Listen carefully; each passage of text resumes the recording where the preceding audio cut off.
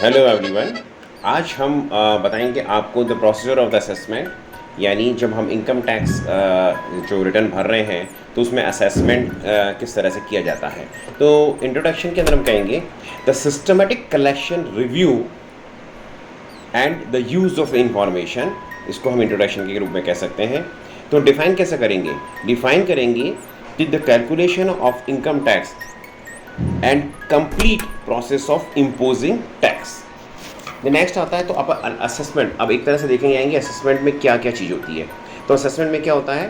Presentation of statement, inquiry, self assessment of tax, amendment, rectification and assessment of left out income. तो next है कि इसका purpose क्या है? पर्पस है सर्टिफिकेशन। नाउ अब हम कहेंगे कि असेसमेंट को डिवाइड कर सकते हैं दो में। एक तो कि presentation of income return, next is assessment of tax. तो जो प्रोसीजर ऑफ असेसमेंट है उसको एक्सप्लेन किया है सेक्शन 139 से 158 के बीच में, chapter number 14 of income tax act 1961 के अंदर। अब है कि प्रेजेंटेशन ऑफ रिटर्न, कि रिटर्न का प्रेजेंटेशन कैसे किया जाता है, इसको डिस्क्राइब किया गया है section 139 of income tax act 1961 के अंदर। तो रिटर्न ऑफ इनकम टैक्स जो है उसमें क्या होता है कि return of income tax contains the return of income contains the description of the taxable income. Second है कि return of income shall be filed before the competent authority with in the scheduled time period, यानी जो time period fixed है उस scheduled time period के अंदर आपको करना है। नेक्स्ट है कि return has to file for every year in which complete description of previous year income is mention, यानी जो लास्ट ईयर की जो इनकम है उसको भी मेंशन आपको उसमें करने का है। तो नेक्स्ट आता है कि who can file the return. तो इसमें आएगा कि return of income is generally filed by following persons. कुछ इन जो मैं बता रहा हूँ आपको, इन लोगों के द्वारा रिटर्न फाइल किया जाएगा। फर्स्ट, जबकि इनकम एक्सीड कर रही है लिमिट से, जो कि up to which income is not taxable, उससे ऊपर जा रही है। नेक्स्ट है कि किसी तरह का अगर नोटिस अथॉरिटी के द्वारा या डिपार्टमेंट के द्वारा मिलता है। थर्ड है कि who has suffered the loss in the previous year, कोई अगर आदमी है उसको अगर लास्ट ईयर के अंदर जो है उसको किसी तरह का लॉस लगा हो तो। नेक्स्ट है who receives income from the trust, अगर ट्रस्ट के द्वारा कोई इनकम रिसीव कर रहे हैं तो।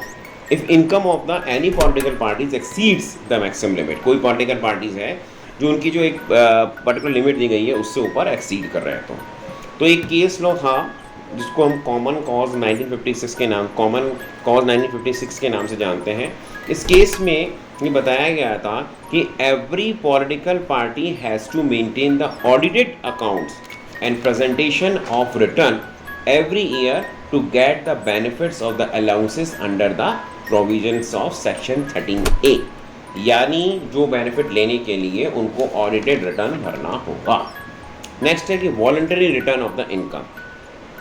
तो एवरी पर्सन, यानी हर आदमी को, जो every person is required to file voluntary return of income whose income in previous year exceeded the maximum limit, यानी maximum limit को exceed करती है तो उसको रिटर्न भरना का, that is called the voluntary return of the income. Next is the compulsory return of income. Compulsory return of income में क्या होता है? The person has to file the return if he gets notice from the authority, यानी अगर income tax authority किसी व्यक्ति को notice भेजती है और वो रिटर्न भरता है तो उसको हम कंपल्सरी रिटर्न की कैटेगरी में डालते हैं। नेक्स्ट है सैलरी रिटर्न। तो कोई भी व्यक्ति जो कि सैलरीड है, यानी कहीं पे अगर नौकरी कर रहा है और उसकी इनकम जो है, जो भी पर्टिकुलर स्लैब है उससे ऊपर है, एक्सीड कर रही है, तो जो उसका जो वो है जो टैक्स है वो एम्प्लॉयर को पे करेगा, और जो उसका एम्प्लॉयर है वो इनकम टैक्स डिपार्टमेंट को रिटर्न एक प्रेस्क्राइब्ड, जो एक पर्टिकुलर प्रेस्क्राइब्ड फॉर्म होगा उसके अंदर फिल करके पे करेगा। नेक्स्ट आता है return of the loss. If any person suffers loss then the return shall be filed. Next होता है बिलेटेड रिटर्न। बिलेटेड रिटर्न क्या है? Where any taxpayer does not file the return within definite time period not present the compulsory return within 1 year before the completion of the taxable year. यानी कोई व्यक्ति इसने compulsory return भी नहीं भरा हो या जो वॉलंटरी रिटर्न नहीं भरा हो, तो 1 साल के अंदर जो रिटर्न भर दिया जाएगा वो उसको बिलेटेड रिटर्न कहते हैं। लेकिन अप्रैल 1988 के बाद में टैक्सेबल ईयर जो है वो उसका पीरियड 2 इयर्स कर दिया गया है। तो ये आप ध्यान रखिएगा। नेक्स्ट है रिवाइज रिटर्न। रिवाइज रिटर्न क्या है? जिसमें कि किसी तरह का कोई जो है एरर आ रही है या कोई मिस्टेक है वॉलंटरी या कंपल्सरी रिटर्न भरने के अंदर, तो उसके अंदर टैक्स पेयर जो है वापस से रिवाइज रिटर्न भरता है। नेक्स्ट है डिफेक्टिव रिटर्न। डिफेक्टिव रिटर्न में क्या है कि जब अथॉरिटी को, इनकम टैक्स डिपार्टमेंट को लगता है कि किसी तरह का डिफेक्ट है उस जो टैक्स पेयर ने रिटर्न भरा है, तो उसको अथॉरिटी वापस से भेजती है और 15 दिन का टाइम देती है कि विद इन 15 डेज वो वापस से रिटर्न को भरे। अब आता है, अगर आपने देखा होगा अक्सर सभी व्यक्तियों के पास में जो मैक्सिमम लोग होल्ड करते हैं, अपन ने नाम सुना होगा permanent account number, that is called pan. ऐसे पूछा जाता है कई जगह कि आपके भाई आपके पास में पैन कार्ड है क्या? तो आप कहते हैं हाँ पैन कार्ड है। तो आपका पैन कार्ड नंबर क्या है? तो ये पैन कार्ड होता क्या है? पैन कार्ड क्या है? तो इसको डिस्क्राइब किया गया सेक्शन 139A जो इनकम टैक्स एक्ट है 1961 का। उसके अंदर ये बताया गया है कि जो ईच एंड एवरी पर्सन जो टैक्स पेयर है उसको PAN यानी परमानेंट अकाउंट नंबर इशू किया जाता है इनकम टैक्स डिपार्टमेंट के द्वारा। अब नेक्स्ट आता है सिग्नेचर ऑफ रिटर्न। जो रिटर्न होता है ना, जो भी हम इनकम टैक्स में रिटर्न भरते हैं उसको इसमें सिग्नेचर करना जरूरी होता है।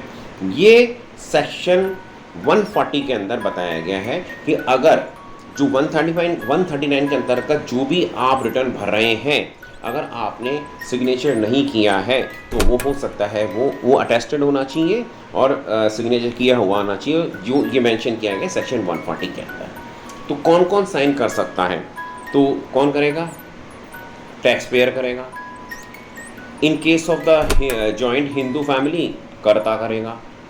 अगर कंपनी है तो मैनेजिंग डायरेक्टर करेगा। अगर पार्टनर है फर्म है तो पार्टनर करेगा। और अगर पॉलिटिकल पार्टीज़ हैं तो चीफ एग्जीक्यूटिव ऑफिसर करेगा। तो ये असेसमेंट के बारे में आज हमने कुछ बताया।